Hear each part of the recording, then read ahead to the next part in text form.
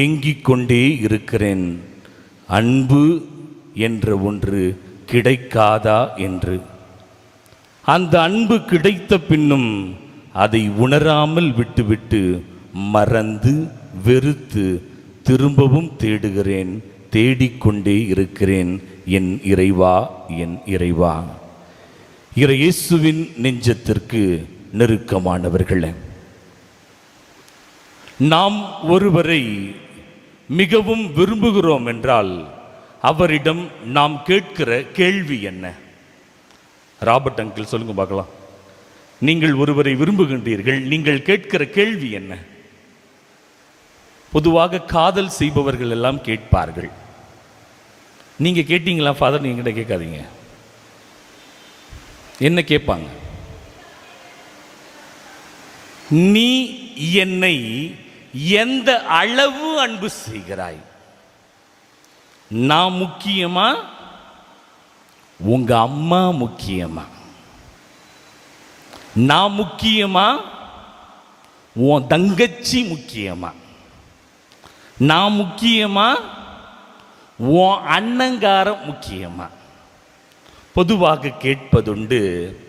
நாம் யார் மேலாவது அளவு கடந்த பாசம் வைக்கிற பொழுது, இன்றைய வாசகங்களும் இப்படிப்பட்ட அளவு கடந்த பாசத்தின் எல்லையை நமக்கு சுட்டிக்காட்டி, இந்த உலகில் இருக்கிற எல்லாரையும் விட நீ என்னை அன்பு செய்கிறாயா என்ற ஒரு பெரிய கேள்வியை ஆண்டவர் கேட்கிறார். இதற்கு விடை என்ன? ஆமா இல்லையா? யோசித்து பாருங்கள். மறையுரையின் இறுதியிலே உங்களுக்கு விடை கிடைக்கும். நாம் படிக்கின்ற விவிலியத்தினுடைய முழு கதம்பம் என்ன என்று கேட்டால் அன்பு என்று அழகாக சொல்லலாம். இந்த உலகிலே எல்லோரும் எதிர்பார்ப்பது அன்பு, கொடுக்க விரும்புவது அன்பு.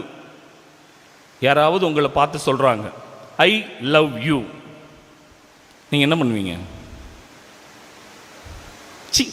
இந்த வயசுல ஐ லவ் யூ சொல்றேன், ஆனாலும் உள்ளுக்குள் ஒரு சந்தோஷம் இருக்கும்.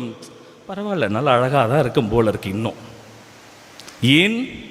அன்பை எதிர்பார்க்கிற உள்ளங்களாக இருந்தாலும், ஏன் நீங்கள் என்னையே பார்த்து சொன்னாலும், ஃபாதர் அமுல் பேபி மாரி அழகா இருக்கிறீங்க ஃபாதர், ஏய் இன்னும் பேச்சு பேசுற, சும்மா திட்டுவோம். ஆஃபீஸ்க்குள்ள போய் பரவாயில்ல பால நல்லா தான் இருக்கும் போல உம்மா. ஏன்? அன்பை எதிர்பார்க்கிற உலகம் இந்த உலகிலே. யாரும் இந்த அன்பை வெறுப்பது கிடையாது.